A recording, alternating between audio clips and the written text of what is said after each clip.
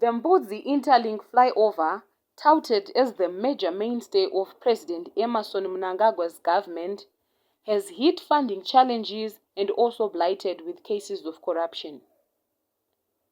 Government is now struggling with meeting its own deadline in finishing the Interlink because its coffers are running dry and pushing the contractors to the wall.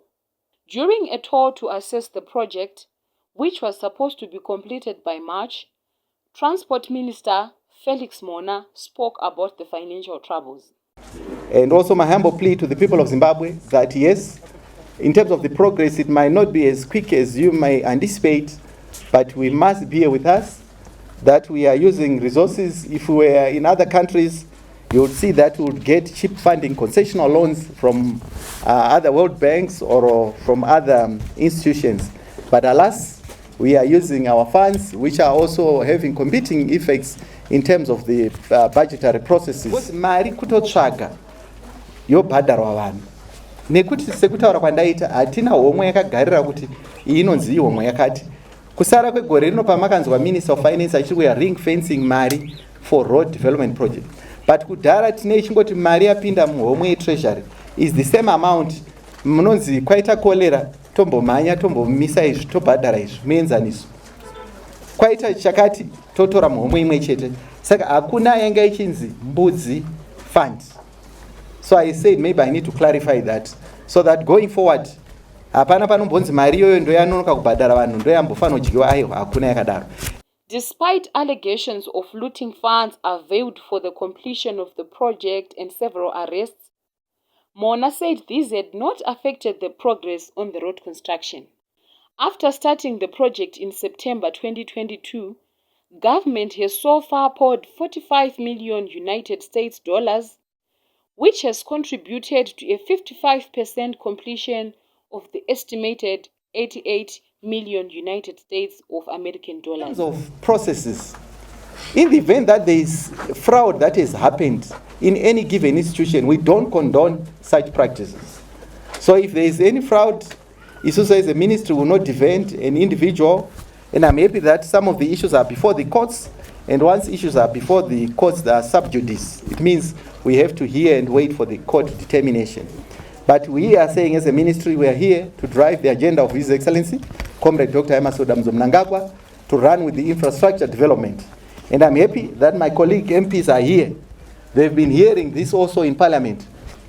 Ndafara nhasi kuti pavachadzokera vanenge vakunzwa kuti interchange yakatangira kuvakwa ma8 meters dzimwe mamabridge zvichikwira nekuti kana pazovharwa uzive kuti munhu ambodzika 8 meters.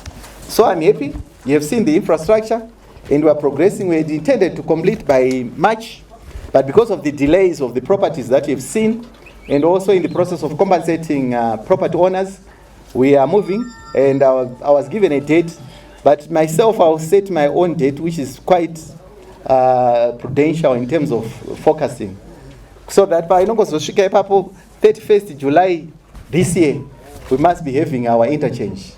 Fossil head of operations, Engineer Kudamaguta, who led the site visit, gave insights into the work that has been going on in the past 2 years. Where we are standing here, we have got bridge 2 on my left.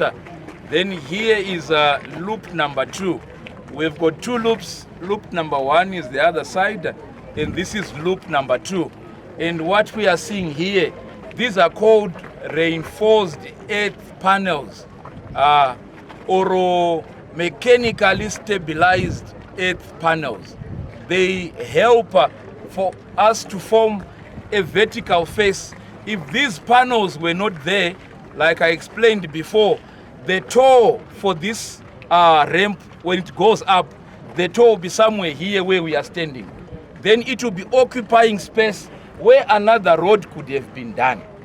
So the MSE panels, they save on space in forming the vertical faces. So this is loop number 2 with mechanically stabilized earth panels or reinforced earth panels. And I think this is another technology we are also introducing in Zimbabwe, which you don't see on our highways. And we can now do it locally. This is bridge bridge number 2. Bridge number 2 is 95% complete.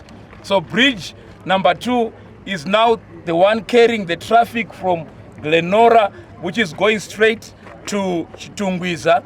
And this loop number 2, it carries the traffic from Glenora and going to the city, to Harare.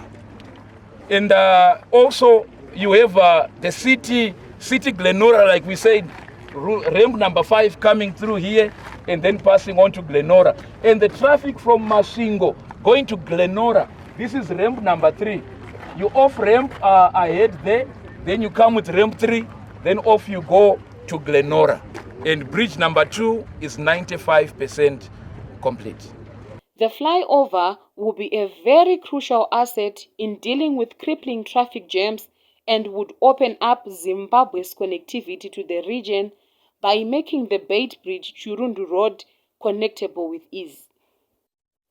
The delay in completing the Interlink has also affected many business people who had set up around it. Reporting for HSTV News and Current Affairs, Sandra Mahlekete, Mbudzi Interlink, Harare.